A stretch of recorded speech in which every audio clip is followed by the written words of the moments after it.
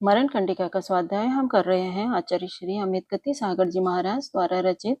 मंगलम भगवान वीरो मंगलम गौतमो गणे मंगलम कुंकुंधार्यो जैन धर्मोस्तु मंगलम सर्व मंगल मंगलयाम सर्व कल्याण कारकम प्रधानम सर्व धर्माणम जैनम जयतो शासनम जैनम जयतो शासनम जैनम जयतो शासनम।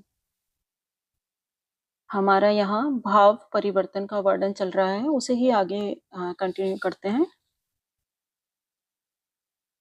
संसार में सर्वत्र भय है। देखो, आकाश में छोटे पक्षियों को बड़े पक्षी त्रास देते हैं या समान शक्ति वाले पक्षी परस्पर में घात करते हैं। स्थल पर विचरने वाले हिरण आदि को सिंहादि पीड़ा देते हैं, मार कर खा जाते हैं। जल में मीन परस्पर में घात करते हैं, एक दूसरे को निगल जाते हैं। जैसे खरगोश व्याघ्र से पीड़ित होकर दौड़ता है और अजगर के मुख में यह बिल है ऐसा मानकर घुसता है और वह बेचारा मृत्यु को प्राप्त होता है। ठीक है, इसी प्रकार भूख प्यास आदि रूप महाव्यय से पीड़ित हुआ यह अज्ञ जीव संसार रूपी अजगर के मुख में यहाँ सुख होगा ऐसा समझकर प्रविष्ट होता है और बार बार जन्म मरण के दुख को पाता है। इस लोक में सर्व योनियों में जितने सुख हैं उन सबको इस जीवन में बहुत बार प्राप्त किया है। इस संसार का सुख भी जब अनंत बार दुख को भोग लेता है तब एक बार प्राप्त होता है, अर्थात अनंत बार दुख फिर भी एक बार सुख, पुनः अनंत बार दुख एक बार सुख। इस क्रम से दुख अधिक समय तक और मुख कम समय तक रहता है। तथापि संसार के जो भी इंद्रिय जन्य सुख हैं उन सभी को अनेकों बार प्राप्त कर चुके हैं।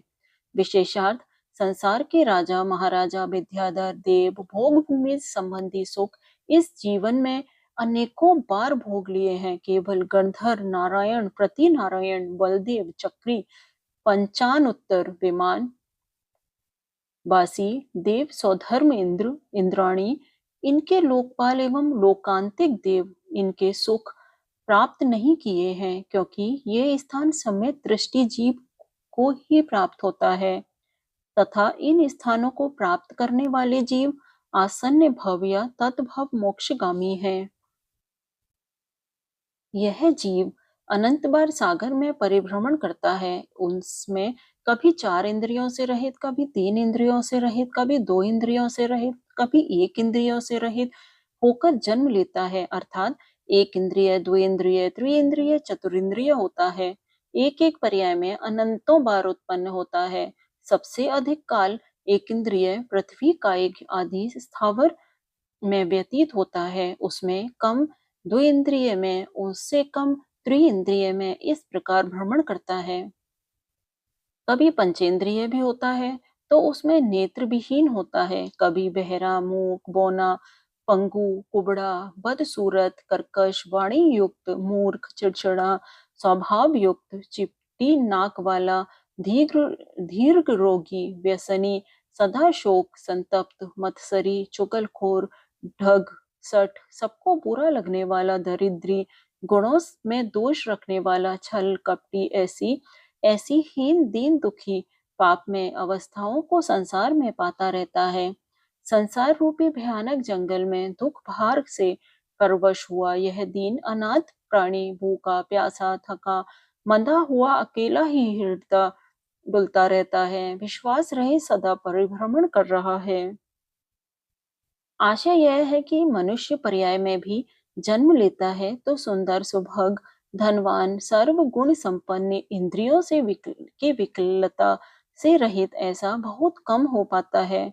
5 प्रकार के पृथ्वी का एक, जल का एक, अग्नि का एक, वायु का एक और वनस्पति का एक स्थावर एक इंद्रिय पर्यायों में यह जीव वीर्य एवं बल से हीन होता हुआ चिरकाल तक भ्रमण करता है। इन स्थावरों में पीसे जाने पर जलाना, बुझाना, पकाना, मसल डालना, छीलना, करौंत से कुल्हाड़ी से काटे जाने वाला वहां देना, बहा देना आदि वचन के अगोचर ऐसे महाभयानक दुखों को भोगता है।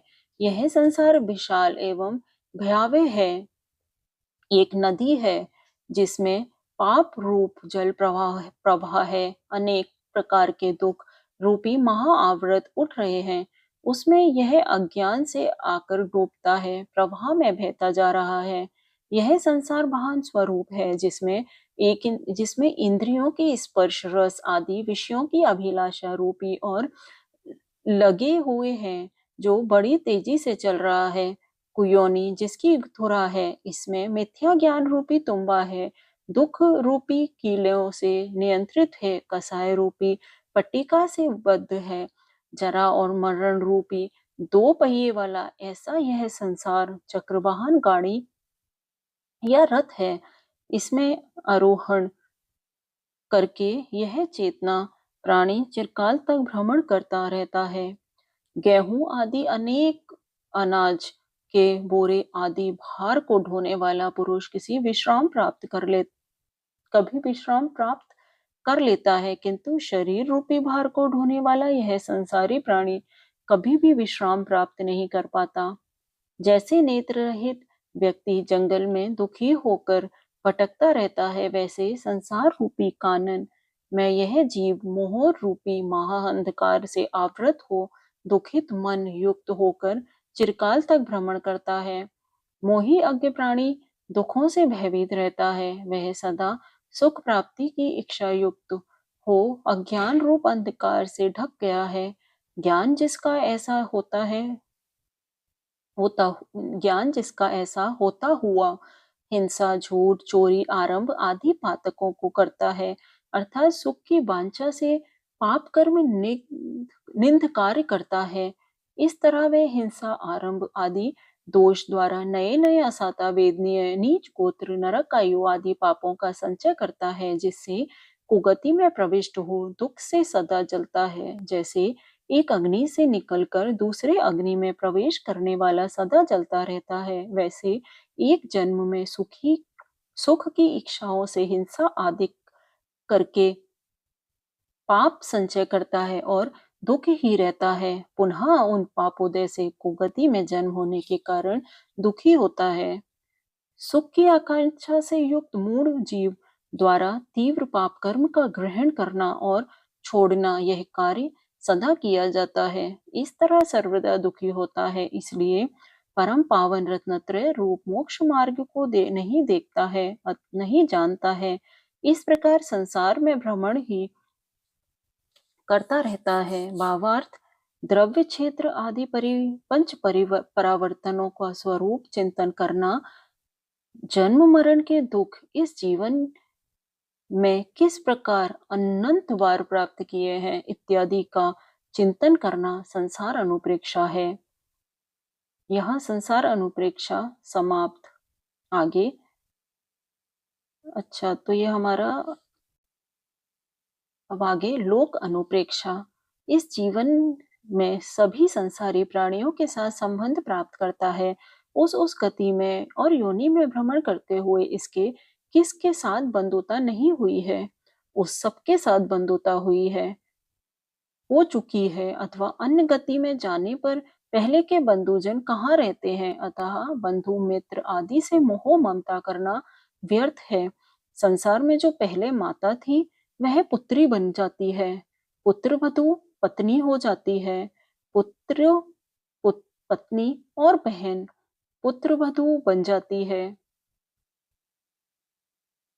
जो पहले पिता था वह पुत्र बन जाता है, जो राजा था वह दास बन जाता है। ऐसा यह परिवर्तन अनंत बार होता है। देखो संसार की विचित्रता। एक ही भव में धनदेव नाम के पुरुष के माता वसंत तिलका और बहन कमला ये दोनों पत्नियां हुई थी।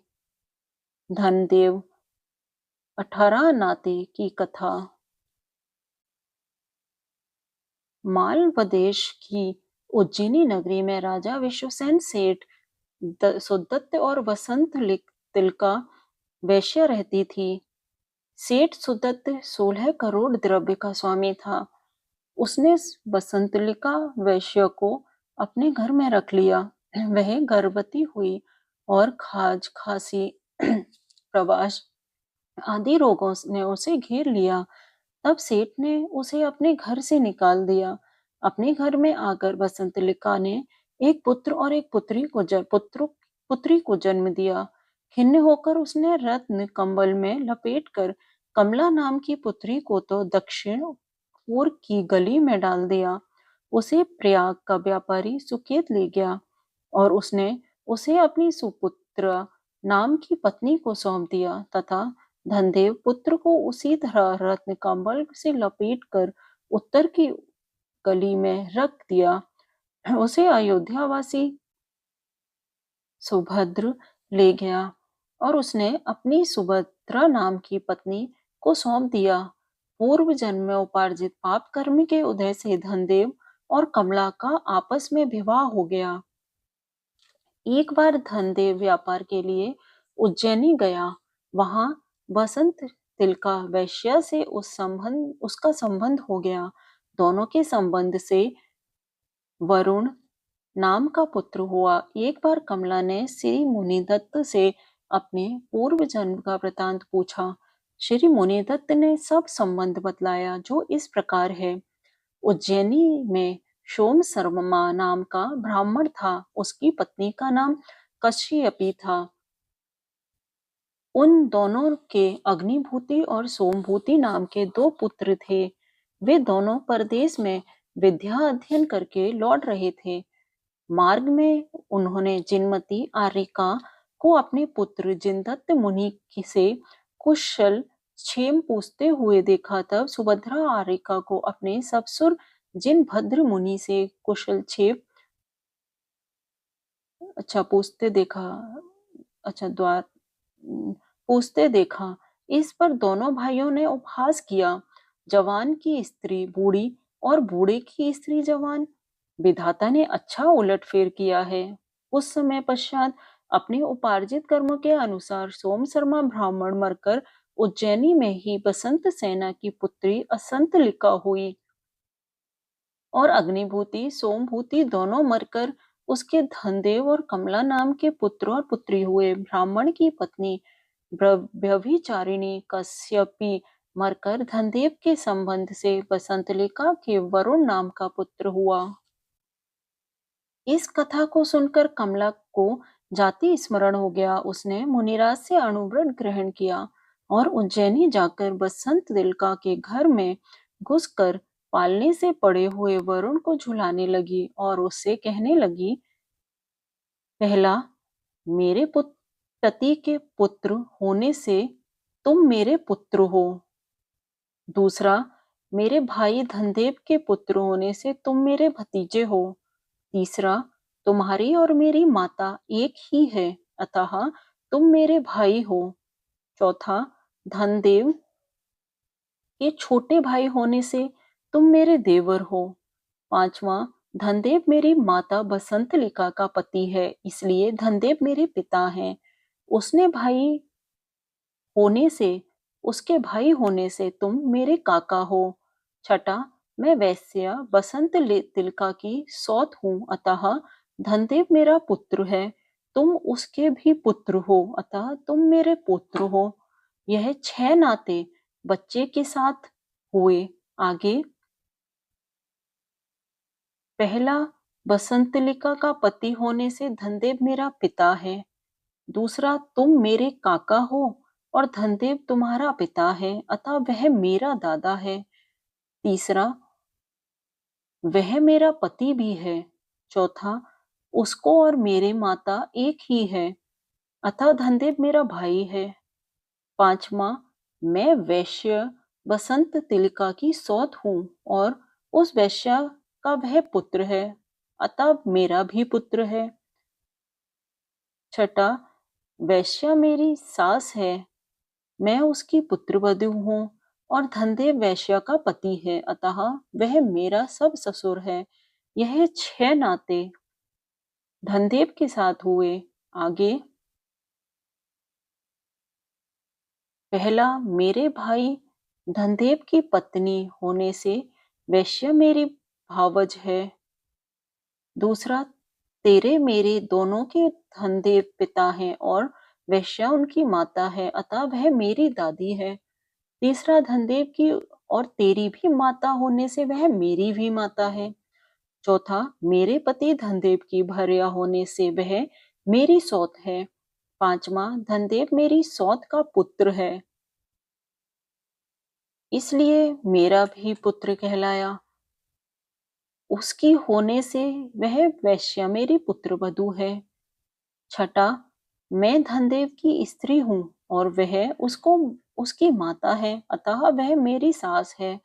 इन 18 नातों को सुनकर वैश्या, धनदेव आदि को भी सब बातें ज्ञात हो जाने से जाति स्मरण हो गया और उन्हें वैराग्य हो गया। जिस संसार में निश्चय से राजा भी किंकर हो जाता है और निंदा के भंडार स्वरूप संसार में रति प्रेम किस प्रकार किया जाता है, अर्थात जो बुद्धिमान है वह संसार में प्रेम नहीं करता, तेज रूप और कुल से संपन्न ऐसा विधेय देश का राजा सुभोग पूर्व कर्म के द्वारा विष्ठा घर में कीड़ा हुआ था। अच्छा, विष्ठा घर में कीड़ा हुआ था। जब राजा आदि श्रेष्ठ पुरुषों की ऐसी हीन अवस्था हो जाती है, वहां अन्य की क्या कथा। सुभोग राजा की कथा। विधेय देश की मिथिला नगरी में राजा सुभोग राज्य करता था। उसकी रानी मनोरमा और पुत्र देवव्रती था। एक दिन मिथिला के उद्यान से देवगुरु नाम के अवधि ज्ञानी आचार्य संग सहित आए। राजा उनके दर्शन के लिए गया। धर्मोपदेश सुनने के अनंतर राजा ने प्रश्न किया कि मैं आगामी भव में कौन सी पर्याय धारण करूंगा। मुनि ने कहा, राजन सुनो, पाप कर्म के उदय से आप विष्ठा में कीड़ा होवेंगे। मुनिराज ने मरण काल की निकटता एवं उसके चिन्ह भी बताए। राजा उदास हो महल में लौट आया। क्रमशः मृत्यु के चिन्ह जैसे बताए थे वैसे प्रकट होने लगे, जिससे मुनि के वचनों पर पूर्ण विश्वास हुआ। उसने पुत्र देवव्रती को बुलाकर मुनि के मुख से सुना हुआ आगामी भव का हाल बताकर कहा कि हे पुत्र, मैं मरण कर विष्ठा गृह में पंचरक का कीड़ा होऊंगा। उस निंद पर्याय में रहना सर्वथा अनुचित है, अतः तुम उस कीड़े को मार देना। मुनिराज की कथा अनुसार राजा की निश्चित समय पर मृत्यु हो जाती है और वह विष्ठा का कीड़ा बनता है। देवव्रती उसको देखकर मारना चाहता है, किंतु कीड़ा विष्ठा समूह में घुस जाता है। अनंतर किसी दिन देवव्रती किसी ज्ञानी मुनि से अपने पिता की कीड़ा होने आदि का वृतांत कहकर पूछता है कि हे पूज्यवर, पिता की इच्छा अनुसार उनकी इस निंद पर्याय को नष्ट करने के लिए मैंने प्रयत्न किया, किंतु वह कीड़ा तो विष्ठा के में भीतर भीतर घुसता है, सो क्या कारण है। मुनिराज ने कहा, यह संसारी मोह प्राणी जहाँ जिस पर्याय में जाता है वहां उसी में रमता है। यही मोह की विचित्र लीला है। इस पर्याय बुद्धि के कारण ही आज तक इन जीवों का कल्याण नहीं हुआ। इत्यादि अनेक प्रकार से देवव्रती को वैराग्यप्रद उपदेश दिया, जिससे राजा ने भोगों से विरक्त हो जिन दीक्षा ग्रहण किए। सुभोग राजा की कथा समाप्त। यह जीव पवित्र गुण युक्त मल मूत्र पसीना रक्त आदि मलिन पदार्थों से रहित वैक्रियिक शरीर वाला तथा अणिमा महिमा लघिमा आदि अष्ट महारिद्धियों से संपन्न ऐसा वैमानिक देव होकर पुनः वहां की आयु पूर्ण होने के अनंतर घिनावने गर्भ में जाकर 9 मास तक बसता है। हाय धिक, इस असार संसार को धिक्कार है। विशेषार्थ, भवनवासी व्यंतर ज्योतिषी और वैमानिक ऐसे देवों के 4 भेद होते हैं। इनमें आदि के 3 जाति के देव वो में वैमानिक देवों की रिद्धियां आदि अधिक प्रभावशाली होती हैं। रिद्धियां 8 हैं। अणिमा रिद्धि अपने वैक्रियक शरीर को अत्यंत सूक्ष्म बनाना। महिमा शरीर को बहुत बड़ा बनाना। लघिमा आकृ तुलवत हल्का शरीर निर्माण कर सकना। गरिमा पर्वत से भी अधिक भारी शरीर बना सकना। प्राप्ति अपने स्थान पर रहकर भी किसी सुदूरवर्ती स्थान को स्पर्श कर सकना, प्राकंभ्य मनचाहा रूप बनाना, ईश्वरत्व, ऐश्वर्यशाली प्रभावशाली होना, वसित्व, सबको बस में रख सकना, देव इन रिद्धियों से संयुक्त तथा और भी अनेक विशेषताओं से युक्त हुआ करते हैं, किंतु आयु समाप्त होते ही यह मनुष्य भव में माता के गर्भ में आना पड़ता है। अतः ज्ञानी जन संसार के किसी भी पदार्थ पर स्नेह नहीं करते। जहाँ पर माता भी पुत्र के शरीर को खा जाती है, वहाँ बंधु आदि शत्रु बने उससे क्या आश्चर्य है। अर्थात इस लोक में बंधु परलोक में शत्रु बने इसमें क्या आश्चर्य है। संसार में अपने क्रमवश बंधुजन भी शत्रु बन जाते हैं और शत्रु भी बंधु बन जाता है। अतः शत्रुपना और बंधुपना स्वाभाविक नहीं है, ऐसा निश्चय से जानो। बिमला नाम की स्त्री के लिए वक्र नाम के पुरुष ने अपने स्वामी को मार डाला था। वह मरकर अपनी उसी बिमला स्त्री का पुत्र हुआ। वहां उसको जाति स्मरण हो गया, जिससे उसने जान लिया था कि मैं अपने पूर्व की पत्नी का ही पुत्र हो गया हूँ। हाँ, बड़ा खेद है। सुदृष्टि सोनार की कथा। अब ये कथा कल प्रारंभ करेंगे। जा वाणी के ज्ञान से सोझे लोकालोक, जो वाणी मस्तक धरो सदा देते हो ढोगे। जिन वाणी भारती तो ये जपो दिन रेन, जो तेरी शरण गए सो पावे सुख चैन। जो तेरी शरण गए सो पावे सुख चैन। नौवा नमोकार मंत्र।